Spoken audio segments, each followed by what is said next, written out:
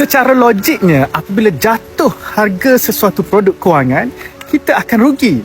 Namun, ia berbeza dengan emas. Bayangkan hari ini kerajaan Malaysia umumkan semua harga kereta dapat diskaun dari harga asal.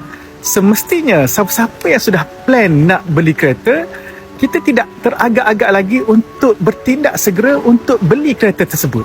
Sama juga dengan emas. Harga emas pernah mencecah pada paras yang tinggi sekitar RM530 per gram pada beberapa bulan yang lalu. Hari ini harga emas cuma sekitar RM500 per gram. Lagi jatuh harga emas, lagi orang nak beli bagi yang ada ilmu.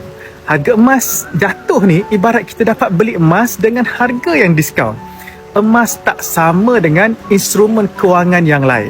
Emas tujuannya untuk simpanan jangka masa yang panjang. Seorang penyimpan emas akan fokus tambahkan gram emas setiap bulan, namun bila harga emas jatuh, mereka borong emas untuk tambah gram emas mereka dengan lebih banyak.